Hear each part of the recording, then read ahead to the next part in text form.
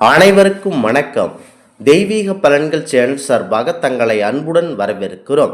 இன்று நம் காணொலியில் காண விரும்புவது 150 ஆண்டுகளாக நெய்வேத்திய பிரசாதங்களை மட்டுமே உண்டு கோவிலை காவல் காக்கும் அதிசய முதலை சிறப்புகளை பற்றி இந்த காணொலியில் பார்க்கலாம்.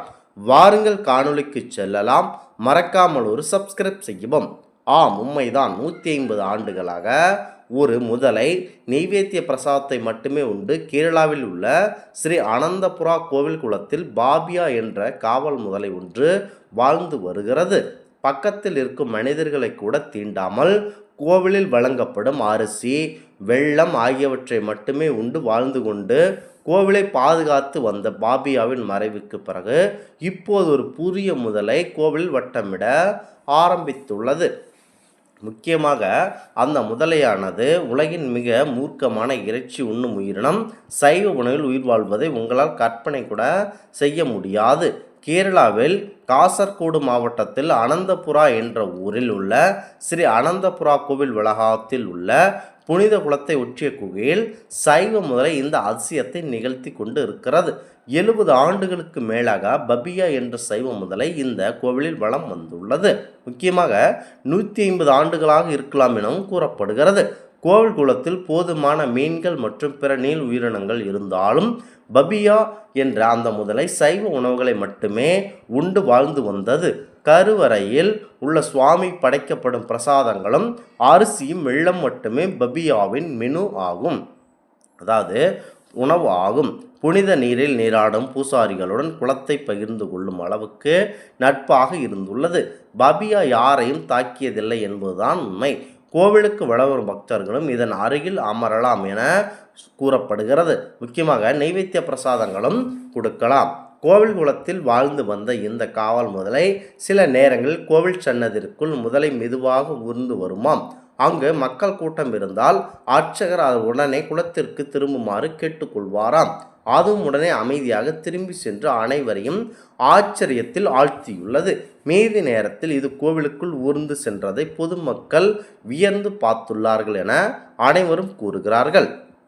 இப்படி எல்லோருடன் அன்பாக பழகி வந்த பபியா கடந்த ஆண்டு அக்டோபர் மாதத்தில் இறந்து விட்டதாக கூறப்படுகிறது. காசர்கோடு மாவட்டத்தில் உள்ள மக்கள் திரளாக வந்து பபியாவுக்கு அஞ்சலி செலுத்தினர். கோவில் வளாகத்தில் சுற்றித் திரிந்து அனைவராலும் வியப்பப்படும் சைவ முதலையான பபியா இறந்த செய்தி அனைவரையும் மிகுந்த துக்கத்தில் ஆழ்த்தியது. முதலை ஒரு இறந்ததால் மற்றொரு முதலை தவிர்க்க முடியாமல் ஏரியில் தோன்றும். மேலும் இந்த விரிவாக முடியாத தொடரும் நம்பிக்கையாகும். கோவில் வளாகத்தில் சுற்றித் திரிந்து அனைவரால் உணரப்படும் சைவ முதலையான பபியா இறந்து 1 வருடம் குளித்து புதிய முதலை உருவாகியுள்ளது. இது இறைவனுடைய கட்டளையாக இருக்கிறது. ஒன்று இறந்தால் மற்றொன்று தோற்றுவிப்பது கோவிலில் இருக்கப்படும் அந்த சிறப்புமிக்க அந்த பகவானுடைய செயலாகவே பார்க்கப்படுகிறது. முக்கியமாக வியப்பில் ஆழ்த்திய இந்த முதலை யாருக்குத்தான் தெரியாது அனைத்து இறைச்சிகளையும் உண்டு வாழும் என்பது.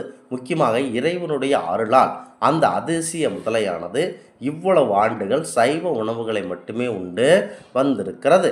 கேரளத்தில் சுமார் 2000 ஆண்டுகளுக்கு மேல் பழமையான அனந்தபுரா கோவில் இருக்கிறது. இந்த கோவில் வில்வமங்கலம் என்ற முனிவர் இக்கோவிலில் தவம் புரிந்தபோது முனிவருக்கு சிறுவன் வடிவில் காட்சி தந்த மகாவிஷ்ணு இக்கோவில் குளத்தை எட்டியுள்ள ஒரு குகையில் சென்று மறைந்தார். அதை புனிதமான குகைகள் மற்ற மனிதர்கள் யாரும் செல்லாதவாறு இறைவனின் கட்டளைப்படி முதலை காவல் காக்கிறது என கூறப்படுகிறது. இந்த கோவில் சுற்றி பச்சை பசேல் என்று பாசி படிந்திருக்கும். குளத்தில் இந்த முதலை வாழ்ந்து வருகிறது. முதலைகள் இயற்கையாகவே மாமிசம் உண்ணும் விலங்காக இருக்கிறது. ஆனால் இந்த குளத்தில் உள்ள இந்த முதலை குளத்தில் உள்ள மீன்களை கூட உண்டதில்லை. தினம் 2 வேளை பூஜைகள் முடிந்து அரிசியால் செய்யப்பட்ட பிரசாதத்தை இக்கோவில் அர்ச்சகர்கள் குளத்தில் ஓரம் வந்து அம்முதலையை பபியா என்று அழைக்கப்படும் கூறி அழைக்கிறார்கள். பிரசாதத்தை முதலை வந்து பெற்றுக்கொள்கிறது. அதுவே அதற்கு உணவு. மேலும் இந்த குளத்தில் அவ்வப்போது குளித்து வரும் இந்த கோவில் அர்ச்சகரையோ பக்தர்களையோ இதுவரை இந்த முதலை அச்சுறுத்தவோ தாக்கவோ செய்ததில்லை. கடந்த 100 முதல் 150 ஆண்டுகளுக்கு மேலாக இந்த குளத்தில் ஒரு முதலை இறந்து விடுமேயானால் மறுதினமே மற்றொரு குளத்தில் ஒரு குளத்தில் இன்னொரு முதலை தென்படும். ஒன்றுக்கு மேற்பட்ட முதலையை இந்த குளத்தில் இதுவரை எவரும் கண்டதில்லை.